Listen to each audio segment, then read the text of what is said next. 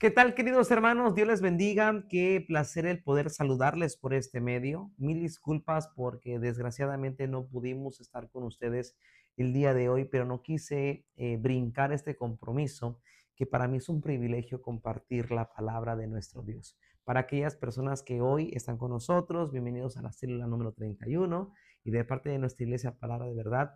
Bueno, pues vamos a compartir el mensaje que siento yo Dios ha tocado el corazón de nuestro pastor y de la iglesia para poder compartir el día de hoy en nuestras células en esta semana. Quiero pedirles que así como estamos, oremos a Dios con una pequeña oración para iniciar este mensaje. Oramos.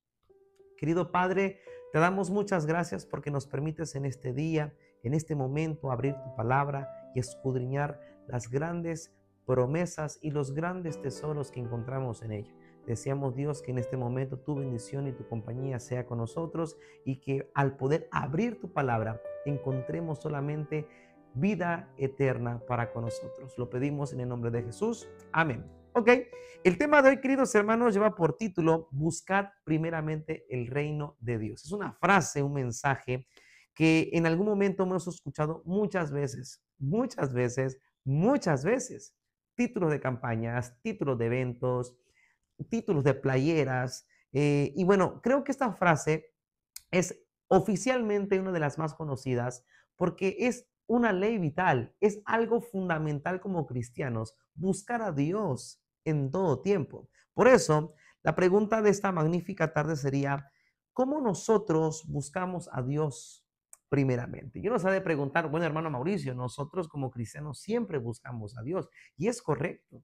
La gran pregunta es cómo lo buscamos, en qué momento lo buscamos o cuántas veces le buscamos. Por ejemplo, muchas veces nosotros lo buscamos en 5 momentos específicos. Número 1 es en la oración. Yo creo que más de todos, más de uno de nosotros buscamos a Dios mínimo 3 veces al día, en el desayuno, en la comida y en la cena. Ojalá y sea así. Y bueno, sumando a eso, creo que hay más momentos de interacción con Él en la oración. Número 2 es por medio de la lectura de su palabra, porque en ella encontramos ¿qué?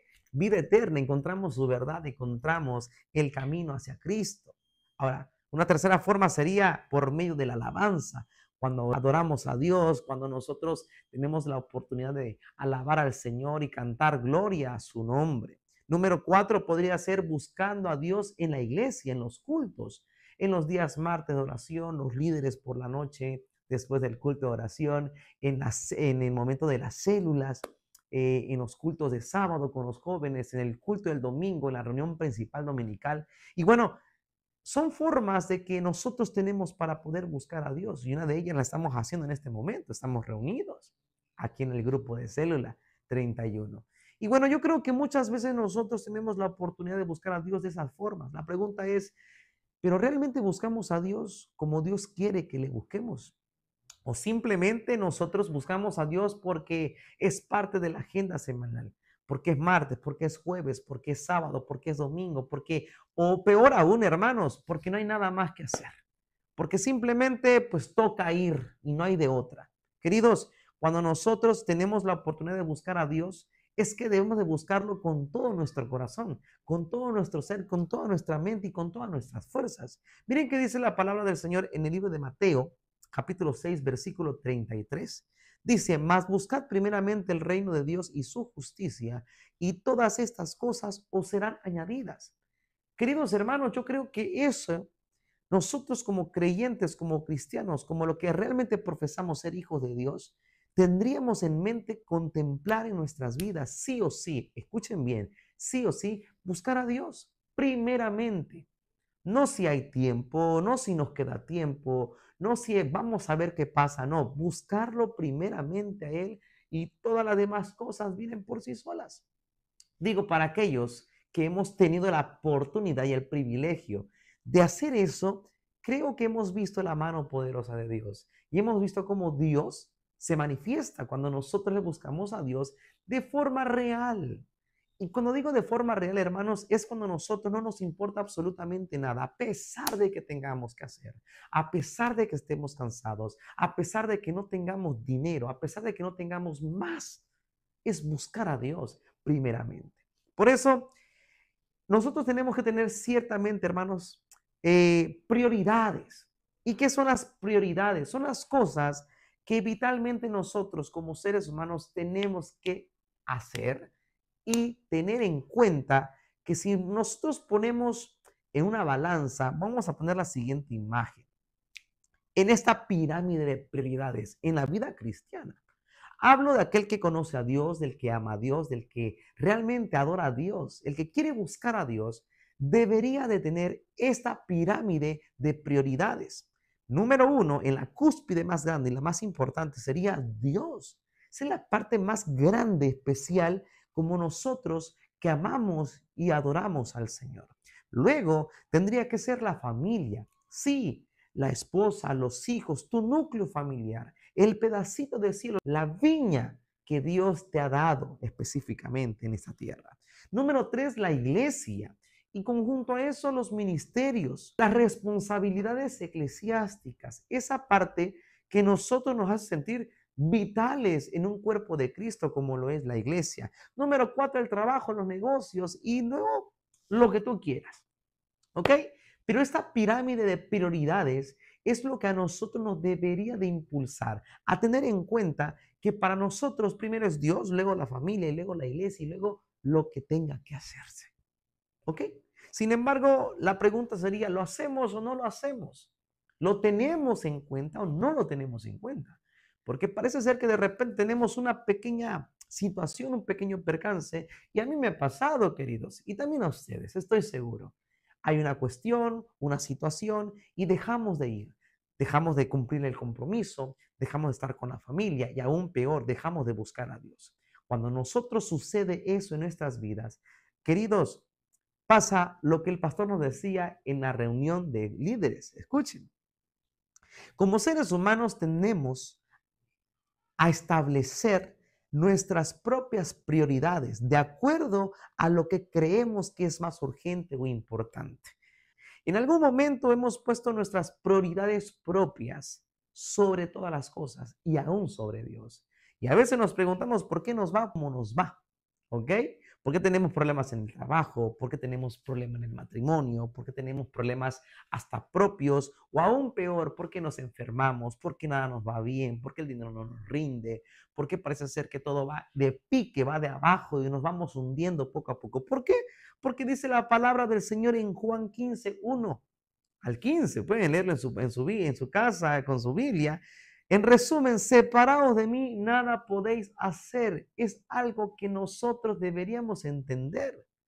Es decir, si a nosotros nos está yendo un poquito mal en la vida, X o Y, situaciones familiares, de trabajo, de salud, de economía, hay que ponernos a pensar y a plantear cómo está nuestra vida con Dios. Porque recuerden que es un fundamento principal espiritual, que si nosotros buscamos a Dios, lo demás viene por sí solo, por añadidura. Pero si no está viniendo por sí solo, por añadidura, la pregunta sería, ¿estamos con Dios? ¿Bien? ¿Estamos vinculados con Dios todos los días de la forma correcta, como a Él le gusta, como a Él le agrada, como Él lo recibe? ¿O no? Bueno, y aún así nos preguntamos por qué nos va mal en todos lados, en el trabajo, en el matrimonio, en la escuela, hasta con los vecinos. A veces tenemos problemas con todo. Y eso es porque desgraciadamente nos desvinculamos con Dios. Por ejemplo, en muchos casos descuidamos nuestra comunión con Dios no por malicia o rebeldía consciente, sino por descuido, es decir, por rutina o por distracción. Desgraciadamente, hermanos queridos, vivimos en un mundo donde todos los días tenemos grandes gigantes, grandes, grandes gigantes. Por eso siempre yo digo que nuestra vida como cristianos es como aquel momento donde David estaba enfrente de Goliat. Somos cristianos que estamos enfrente de un mundo grande, un mundo gigantesco que nos atrofia, nos quita, nos distrae, nos desvincula de Dios. Y eso es lo que quiere el enemigo, que nosotros tengamos la desfortuna de no estar con Dios. Porque Él sabe muy bien, porque Él conoce la palabra, que alejados de Él nada podemos hacer. Y es donde entonces ataca. Es donde el enemigo puede aprovecharse de nuestra debilidad cuando nosotros nos desvinculamos de Dios. Ahora, vuelvo a repetir, el problema no es tanto de que lo hagamos conscientemente, de que no queremos ir a la iglesia, no queremos estar con Dios, no queremos estar, queremos ir, queremos alabar, queremos estudiar. Sin embargo, la rutina y la distracción hace que nuestras vidas se vayan alejando o aún peor, separando de Dios. Recuerden la historia de Jonás. Dios le mandó a hacer algo y cuando Jonás dijo no y quiso alejarse de la presencia de Dios, ¿cómo le fue? Pues muchas veces a nosotros nos está yendo de la misma o aún peor, de peor manera como a Jonás le fue. Por eso, la palabra del Señor dice en Efesios 6:12, Pablo dice a la iglesia de Éfeso, porque no tenemos lucha contra sangre y carne, sino contra principados, contra potestades, contra los gobernadores de las tinieblas de este siglo, contra huestes espirituales de maldad en las regiones celestes. Queridos hermanos, nosotros no estamos enfrentando a cualquier gigante. No es Goliat de Gat, no, es el gigante del mundo. Es donde gobierna Satanás, es donde el enemigo se place en hacer lo que quiera. Por eso estamos como estamos. Por eso el mundo está como está. Y si nosotros nos desvinculamos, nos desprendemos, no hacemos lo imposible de buscar a Dios, yo te aseguro que en tu vida y en todo lo que tú hagas nos va a ir siempre mal. Queridos hermanos, Isaías dice algo maravilloso en el libro de Isaías, capítulo 55, versículo 2. Y él nos exhorta, y es un mensaje que el pastor nos decía, esto es para nosotros como iglesia. Déjate para las iglesias, es para nosotros como iglesia, palabra de verdad. Isaías pregunta, ¿por qué gastáis el dinero en lo que no es pan y vuestro trabajo en lo que no sacia? Es una pregunta para todos nosotros, queridos. Isaías sigue diciendo, oídme, dice el Señor, atentamente y comed del bien y se deleitará vuestra alma con grosura. Es decir, a veces nosotros, hermanos, conociendo de Dios, amando a Dios, buscando a Dios, nos olvidamos que es una inversión grande y espiritual y que es hacer riquezas en el cielo cuando buscamos a Dios. Y cuando nosotros preferimos otras cosas y no a Dios, estamos haciendo literalmente tesoros en la tierra donde todo se echa a perder, donde la polilla desgasta. Y queridos hermanos, la lección de este día martes, el pastor nos compartía, decía una frase muy especial y que yo quise subrayar y se los quiero compartir. Con frecuencia permitimos que nuestras decisiones estén guiadas por el razonamiento humano y dejamos que nuestras emociones y perspectivas terrenales dicten nuestras prioridades, olvidando que éstas deben ser dirigidas por la palabra de Dios. Queridos hermanos, a veces ponemos en balanza si buscar a Dios o más horas en el trabajo, si buscar a Dios o ver un programa de Netflix, si buscar a Dios o atender al último cliente, si buscar a Dios o no ir de vacaciones, de buscar a Dios o simplemente quedarme en la cama viendo la televisión. La pregunta ¿es eso lo que Dios quiere para nosotros? Que nosotros le pongamos en balanza cuando Dios es el alfa y el omega, el inicio y el final. Queridos, no tendríamos por qué tener que dudar, mucho menos poner en balanza si es buscar a Dios o hacer cualquier otra cosa. Buscar a Dios, queridos hermanos, es hacer tesoros en el reino de los cielos. Ahora, Jeremías, otro profeta, en el capítulo 2, versículo 13, dice, en una versión de Reina Valera actual, dice, porque dos males ha hecho mi pueblo. Y queridos hermanos, el pueblo de Dios no solamente hablaba del pueblo de Israel, es el pueblo actual. Somos nosotros, es lo mismo que está pasando. Número uno, me han abandonado a mí, que soy fuente de aguas vivas, y han cavado para cisternas rotas que no retienen el agua. Cuando Dios hablaba por medio de Jeremías, estaba exhortando al pueblo de que, número uno, se habían olvidado de él.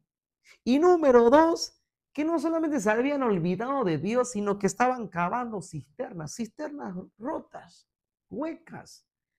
Peor aún, cisternas sin agua. ¿Y qué es el hombre sin agua, queridos? Podemos vivir muchos días sin comer, pero sin agua. ¿Y quién es el agua de vida en nuestra vida espiritual? Como creyentes, como cristianos, ¿quién es el agua de vida? Es Cristo Jesús, nuestro Señor.